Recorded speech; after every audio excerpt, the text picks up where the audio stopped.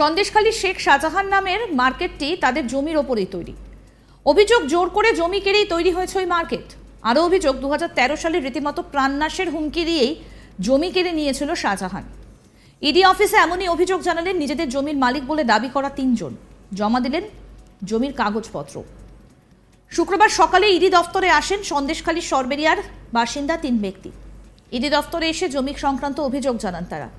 এই 3 ব্যক্তি হলেন সঞ্জয় মণ্ডল, নির্মল কুমার মণ্ডল ও সঞ্জীব মণ্ডল।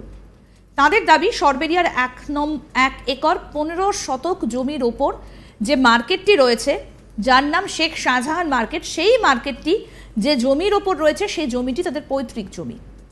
তাদের অভিযোগ, তৃণমূল সরকার ক্ষমতায় আসার পর প্রাণনাশের হুমকি দিয়ে জোরপূর্বক জমি হাতিয়ে নিয়েছিল। সেই সময় শেখ শাহজাহান নিজে উপস্থিত ছিল বলেও দাবি করেন তারা। জমির বিনিময়ে টাকা দেওয়ার কথা থাকলেও টাকা চাইতে গেলে দেওয়া হতো প্রাণনাশের হুমকি। অভিযোগকারীদের দাবি, তাদের থানায় অভিযোগ করতে ও যেতে দেওয়া হতো না। আবার অনেক ক্ষেত্রে তাদের অভিযোগ নিত না। অবশেষে শেখ শাহজাহান গ্রেফতার হওয়ার পর তারা সাহস করে শুক্রবার সকালে ইডি দফতরে অভিযোগ করতে আসেন। তার পাশাপাশি জমির সমস্ত কাগজও জমা দিয়েছে ইডির কাছে। ইডির কাছে তাদের দাবি, যাতে তারা তাদের 1 একর 15 শতক জমি ফেরত পায়। ইডির সঙ্গে কথা বলে তারা সন্তুষ্ট।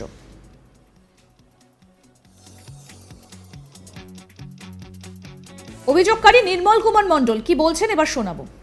13 সালে মানে টিএমসি আসার পরে আপনারা কি বিক্রি করেছিলেন না জোর করে? না, জোর করে নিয়েছে। কি বলেছিল, কিভাবে নিয়েছিল? ও মার্কেট করবে, দাও তোমাদের পয়সা দেবো। পরে নিয়ে আর পয়সা করি চাইতে গেলে হেঁকে তাড়িয়ে দিত, মারার হুমকি দিত। কতটা জমি ছিল? 1 একর 15 শতক। আপনারা কি কোনো টাকা পয়সা তার বদলে দিয়েছিল? না, কিছু দেয়নি। আপনারা তো লিখে দিয়েছিলেন সেই জমি? জোর করে লিখে নিয়েছে। না লিখে দিলে মার্ডার করে দিত। বলেছিল কেটে চেম্বারে ফেলে দেবো। ভয় লিখে দিয়েছিল? শাহজাহান নিজে বলেছিল। ওই ভয়ে আমরা কিছু করার ছিল না। বাবা বলল, এই প্রাণে বাঁচতে গেলে রক্ত ক্ষয় করে দরকার নেই, ও লিখে দিয়ে দেবে, ও সুখে থাকে বলে। তারপরে ঈশ্বর ওর বিচার করবে একসময়। শাহজাহানকে নিজে এসেছিল? নিজেই ছিল, নিজে তখন ছিল মানে টিএমসি ক্ষমতায় আসার পর থেকে। ও বহু অত্যাচার করেছে মানুষের উপরে। পুলিশকে জানিয়েছিলেন? পুলিশকে জানালো তো কোনো ডায়েরি নেয় না, থানায় ঘেঁচতে দেয় না, মানে থানা অব্দি যেতে দিত না। না না, পুলিশকে জানো, অনেকবার আমরা চেষ্টা করেছিলাম, কিন্তু বাঁচার তাগিদায় কোনো জায়গায় আমরা যেতে পারতাম। এই যে জমি নিয়ে নিল, তারপরে টাকা চেয়েছিলেন? তাকে অনেকবার চেয়েছি। আরও এক অভিযোগকারী সঞ্জয় মণ্ডল, তার কি বক্তব্য এবার সেটাও শোনাবো।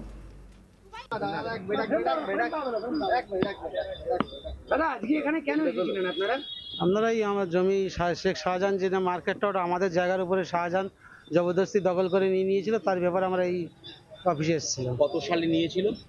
টিএমসি আসার পরে, মানে 2011 সালে টিএমসি ক্ষমতায় আসার পরে।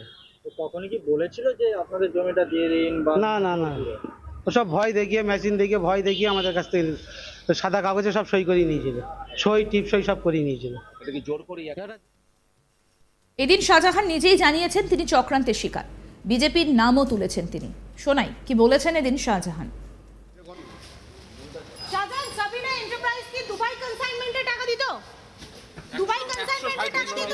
সব মিথ্যে কথা কেন বলছিস? তাহলে সেই তথ্যই তো উঠে আসছে।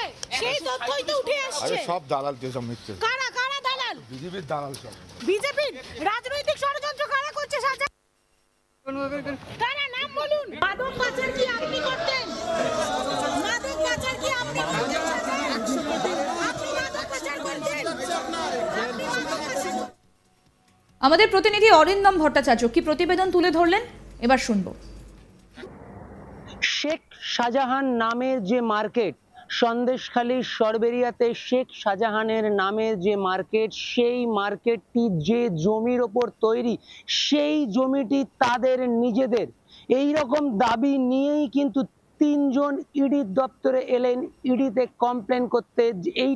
এই কমপ্লেন যে 2013 সালে শেখ শাহজাহান তাদের যে পিতা বা তাদের যে মাতা, তাদেরকে ভয় দেখিয়ে, রীতিমতো ভয় দেখিয়ে জোর করে সেই জমি তাদের থেকে লিখিয়ে নিয়েছে এবং তাদেরকে তার বিনিময়ে যে টাকা দেওয়ার কথা ছিল সেই টাকা দেওয়া তো দূরে থাক, সেই টাকা তারা চাইতে গেলে তাদেরকে প্রাণনাশের হুমকি পর্যন্ত দেওয়া হতো। এমনই অভিযোগ নিয়ে 3 জন, নির্মল মণ্ডল, সঞ্জীব মণ্ডল এবং সঞ্জয় মণ্ডল, এদিন অর্থাৎ শুক্রবার দিন কিন্তু সল্টলেকের ইডির দপ্তরে এলেন এবং ইডির কাছে তারা লিখিতভাবে এই অভিযোগ জমা করলেন। আমরা জানি এই মুহূর্তে শেখ শাহজাহান কিন্তু ইডির হাতে গ্রেপ্তার হয়ে ইডির কাস্টাডিতেই রয়েছে এবং তার বিরুদ্ধে ইডি কিন্তু এই মুহূর্তে তদন্ত করছে। 5ই জানুয়ারি ইডি তার সেই শেখ শাহজাহানের বাড়িতে পৌঁছেছিল রেশন বন্টন দুর্নীতি মামলায় তদন্ত করতে। সেদিন কিন্তু সেখানে উত্তেজিত জনতার হাতে আক্রান্ত হয়েছিল ইডি আধিকারিকরা এবং তারপর 24শে জানুয়ারি পুনরায় ইডি আধিকারিকরা শেখ শাহজাহানের বাড়িতে যায় বিশাল পরিমাণে সেন্ট্রাল ফোর্স নিয়ে, কিন্তু সেদিনও শেখ শাহজাহানকে বাড়িতে পায়নি। এরপরে একাধিক নোটিশ পাঠানো হয়েছিল ইডির তরফ থেকে শেখ শাহজাহানকে ইডি দপ্তরে হাজিরা দেওয়ার জন্য, কিন্তু কোনো নোটিশেই শেখ শাহজাহান আসেনি। উপরন্তু ইডি উপায় না দেখে বা বলা যেতে পারে যে ইডি তদন্তের অগ্রগতি এগিয়ে নিয়ে যাওয়ার জন্য শেখ শাহজাহানের বিরুদ্ধে অপর একটি মামলা, যে মামলাটি মাছ ব্যবসা সংক্রান্ত, সেটি শুরু করেছিল এবং সেই মামলাতেও কিন্তু একাধিক মাছ ব্যবসায়ীকে জিজ্ঞাসাবাদ করে এবং তাদেরকে ইডি দপ্তরেও ডেকে পাঠায়, তাদের বাড়িতে গিয়েও কিন্তু তল্লাশি অভিযান চালায়। এরপর 55 দিনের মাথায় গ্রেপ্তার হয় শেখ শাহজাহান, অর্থাৎ 5ই জানুয়ারি থেকে 55 দিনের মাথায় গ্রেপ্তার হয় শেখ শাহজাহান এবং তাকে রাজ্য পুলিশ গ্রেপ্তার করে। তারপর আদালতের নির্দেশে সিবিআই তদন্তভার নেয়, সিবিআই কাস্টাডিতে নেয় শেখ শাহজাহানকে। সিবিআই কাস্টাডি শেষ হওয়ার পর বসিরহাট জেল কাস্টাডিতে যখন ছিল শেখ শাহজাহান, তখনই কিন্তু ইডির পক্ষ থেকে আদালতে আবেদন জানানো হয় এবং নিজেদের কাস্টাডিতে নেওয়া হয় এই শেখ শাহজাহানকে। 13ই এপ্রিল পর্যন্ত কিন্তু ইডি কাস্টাডিতেই থাকতে হচ্ছে শেখ শাহজাহানকে এবং ইডি আধিকারিকরা তাকে জিজ্ঞাসাবাদ করছে বলেই কিন্তু আমরা ইডি সূত্রে জানতে পারছি। একাধিক প্রশ্ন নিয়ে তার সামনে ইডি আধিকারিকরা বসছে এবং তাকে জিজ্ঞাসাবাদ করছে। কিন্তু উল্লেখযোগ্য বিষয়, শুক্রবার দিন দুপুর বেলায় সল্টলেকের ইডি দপ্তরে 3 জন মানুষ যারা সন্দেশখালী থেকে এলেন এবং এসে লিখিত একটি অভিযোগ জানালেন। তারা দাবি করলেন যে জমির ওপরে, অর্থাৎ ওখানে 1 একর 15 শতক যে জমিটি এবং যে জমির ওপরে এই শেখ শাহজাহান নামের মার্কেটটি রয়েছে, সেই যে জমি, পুরো জমিটাই তাদের পৈতৃক সম্পত্তি এবং সেই জমিটি তাদেরকে ভয় দেখিয়ে রীতিমতো জোর করে 2013 সালে অর্থাৎ তৃণমূল সরকার ক্ষমতায় আসার পরে শেখ শাহজাহান নিয়েছিল এবং সেই জমি তারা ফেরত পেতে চায় এবং ফেরত পাওয়ার আবেদন নিয়েই কিন্তু এদিন তারা ইডি দপ্তরে আসে এবং তারা যেটা আমাদেরকে জানাচ্ছে যে ইডির আধিকারিকদেরকে তারা তাদের সেই কমপ্লেন দিয়েছে এবং তাদেরকে ইডি আধিকারিকরা জানিয়েছে। এইরকমই তারা দাবি করছে যে ইডি আধিকারিকরা তাদেরকে জানিয়েছে যে প্রয়োজনীয়রা তাদেরকে। আরও আপডেট পেতে দেখতে থাকুন আজ তাক বাংলার ইউটিউব চ্যানেল, সাবস্ক্রাইব করুন।